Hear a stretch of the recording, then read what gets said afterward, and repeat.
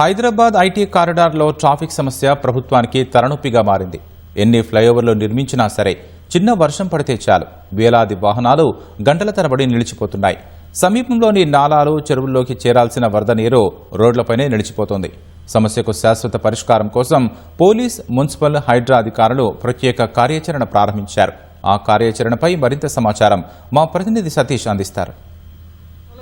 హైదరాబాద్లోని IT corridor విలవిల్లాడింది. గంటపాటు ఏకదాడిగా కురిసినటువంటి వర్షానికి ఎక్కడికక్కడ మోకాళ్ల లోతు నీళ్లు నిలవడంతో ఐటీ కారిడార్లోని చాలా ప్రాంతాల్లో వాహనదారులు, ఉద్యోగులు తీవ్ర ఇబ్బందులు పడ్డారు. ఈ దృశ్యాలు సామాజిక మాధ్యమాల్లో తీవ్ర వైరల్గా మారడంతో విమర్శలు వ్యక్తమయ్యాయి.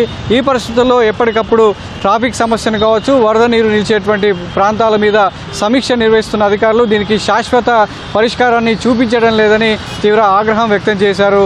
ఇంటికి వెళ్లే సమయం, సాయంత్రం కార్యాలయాలు ముగించుకొని ఇంటికి వెళ్లే సమయంలో ఒక్కసారిగా వర్షం ముంచెత్తడంతో వరద నీరంతా కూడా రోడ్ల మీద మోకాళ్ళలోతు నీరు పేరుకుపోయి వాహనాలు ముందుకు కదలేని పరిస్థితి. ట్రాఫిక్ సమస్యను ఎక్కడికక్కడ తీర్చేందుకు ప్రయత్నిస్తున్నప్పటికీ వరద నీరు నిలిచినటువంటి ప్రాంతాల్లో ముందుకు వెళ్ళలేక వాహనదారులంతా కూడా అక్కడే నిరీక్షించారు. దీంతో ఐటీ కారిడార్ మొత్తం కూడా మరొకసారి ఇబ్బందికరమైనటువంటి పరిస్థితులు తలెత్తాయి. గచ్చిబౌలి జంక్షన్, అదేవిధంగా బయోడైవర్సిటీ జంక్షన్ నుంచి ఆ వరద నీరంతా కింద మల్కన్ చెరువు, అదేవిధంగా కాజాగూడ చెరువులోకి వెళ్లాల్సి ఉంది. పాయింట్లు, మేజర్ వాటర్ లాగింగ్ పాయింట్లు ఉన్నాయి. అక్కడ వరద నీరు పూర్తిగా కిందకు వెళ్లకుండా నీరు నిలిచిపోవడంతో వాహనదారులంతా కూడా ఎక్కడికక్కడే ఆగిపోవడంతో కిలోమీటర్ల కొద్దీ ఈ ఐటీ కారిడార్ మొత్తం కూడా ట్రాఫిక్ సమస్య అనేది తలెత్తుతుంది. పీక్ అవర్స్లో దాదాపు ఉదయం నుంచి సాయంత్రం వరకు 10 లక్షల వాహనాలు ఈ ఐటీ కారిడార్ మార్గంలో ప్రయాణిస్తున్నట్లుగా ట్రాఫిక్ పోలీసులు గుర్తించారు.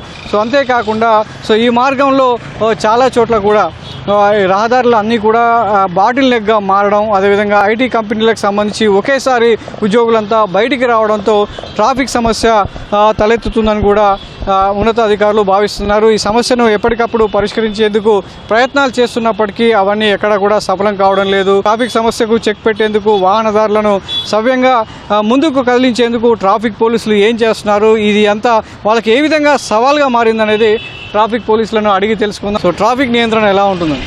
సాధారణంగా ఐటీ ఎంప్లాయీస్ హైబ్రిడ్ మోడ్లో ప్రతి మంగళవారం, బుధవారం మ్యాక్సిమంగా ఐటీ ఏరియాలో చాలా మంది వస్తుంటారు వాళ్ళ డ్యూటీ పరంగా.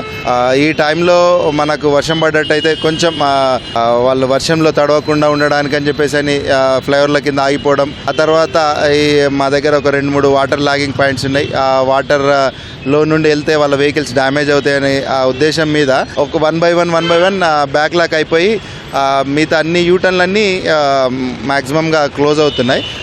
అటువంటి యూటర్న్స్ క్లోజ్ కాకుండా సాధారణంగా మేము ఏం చేస్తున్నామంటే అవుటర్ లైన్లు అన్నీ క్లియర్ చేసుకుంటూ ఐటీ ఏరియాలో ఉన్న ఎంప్లాయీస్ అందరినీ ఇమ్మీడియట్గా పంపించేటట్టు ప్రయత్నం చేస్తున్నాం. దానివల్ల ఐక్యా నుండి కిందికి మల్కం చెరువు సైడ్ కానీ, తర్వాత కాజాగూడ లేక్ వైపు చాలా వాటర్ లాగింగ్ ఏర్పడ్డది. దానివల్ల ట్రాఫిక్ అనేది కొంచెం స్లోగా మూవ్ అయింది, బట్ ఎక్కడ ఆగిపోలేదు. ప్లస్ స్లో మూమెంట్ వల్ల కొన్ని వెహికల్స్ కూడా బ్రేక్ డౌన్ అయ్యి హెవీ వెహికల్స్ని మూవ్ చేయడానికి మాకు కొద్దిగా టైం తీసుకోవడం వల్ల వెహికల్స్ కొంచెం స్లోగా మూవ్ అయినాయి.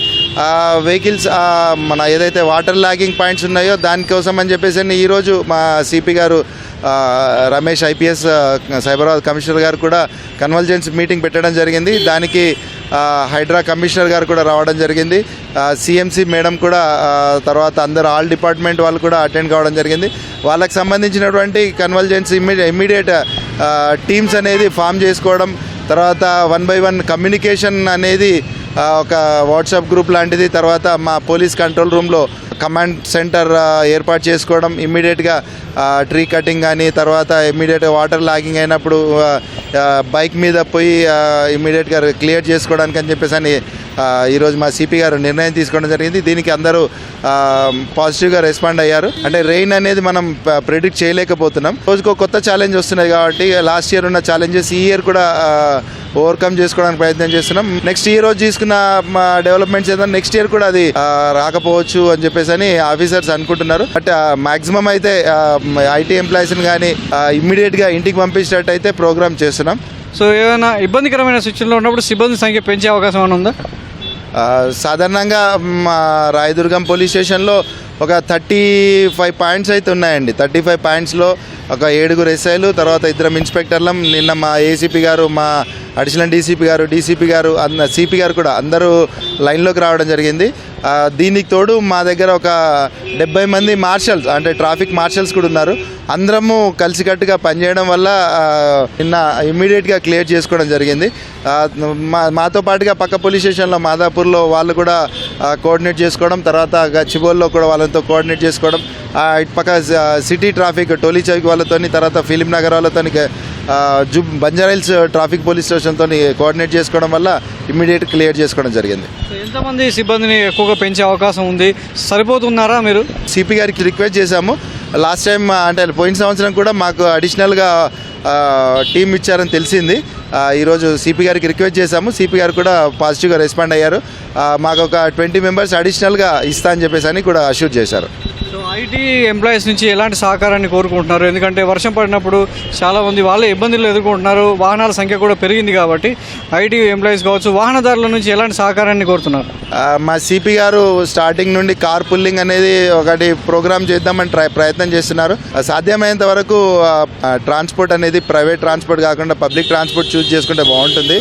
ఆ తర్వాత మాకు సంబంధించి అంటే రెయిన్ ఫాల్ ఎక్కువ ఉన్నప్పుడు వర్క్ ఫ్రమ్ హోమ్ కూడా ఆఫర్ చేయడానికి కూడా మా సిపి గారు రెడీగా ఉన్నారు. ఏదేమైనా కానీ ఐటీ వాళ్ళకి ఇబ్బంది కలగకుండా వాళ్ళందరూ కలిసి వచ్చి ట్రాఫిక్ పోలీసు వాళ్ళకి మేమైనా పనిచేసేది వాళ్ళ గురించే కాబట్టి ఇమ్మీడియట్గా వాళ్ళని గమ్యస్థలాన్ని చేర్చడానికే ప్రయత్నం చేశాం కాబట్టి మాకు కూడా వాళ్ళ నుండి కొంచెం సహకారం ఇప్పటివరకు అయితే అందుతుంది. ఇంకొంచెం మేము ఎక్స్పెక్ట్ చేసుకుంటున్నాం. మేము ఏది డైవర్షన్ చేసినా కానీ కొంచెం యాక్సెప్ట్ చేసుకొని మాకు సహకరిస్తే 100% వాళ్ళని గమ్యస్థానానికి చేర్చగలుగుతాం. ధన్యవాదాలు. ఇది ట్రాఫిక్ పోలీసులు చెప్తున్నారు. ఐటీ కారిడార్లో 70 మంది సిబ్బంది పనిచేసినా ఎప్పటికప్పుడు ప్రతిరోజు సవాలుగానే ఉంది. గతంలో ఎదుర్కొన్నటువంటి సవాళ్ళు ఈసారి మరింత కొత్తగా మారుతున్నాయి. సో ఐటీ కారిడార్లో పడ్డ ప్రతి చెరుకు కూడా కింద మల్కన్ చెరుకు కావచ్చు, కాజాగూడ చెరుకు వెళ్లాల్సి ఉంది. కానీ దారిలో కొన్ని వాటర్ లాగింగ్ పాయింట్ వల్ల సో ఐటీ ఉద్యోగులు వాళ్ళ వాహనాలను నీళ్ళల్లో నుంచి వెళ్లకుండా ఎక్కడికక్కడ ఆపడం వల్ల కొంత ట్రాఫిక్ సమస్య తలెత్తుతుంది. అయినప్పటికీ సో మిగతా చుట్టుపక్కల ఉన్నటువంటి పోలీస్ స్టేషన్లు కావచ్చు, ట్రాఫిక్ సిబ్బందితో సమన్వయం చేసుకుంటూ ఐటీ ఉద్యోగులను కావచ్చు, వాహనదారులను సురక్షితంగా వాళ్ళ ఇళ్లకు చేర్చేందుకు తీవ్రంగా శ్రమిస్తున్నామని చెప్పేసి ట్రాఫిక్ పోలీసు చెప్తున్నారు. కెమెరామెన్ సురేష్తో సతీష్, ఈటీవీ న్యూస్, హైదరాబాద్.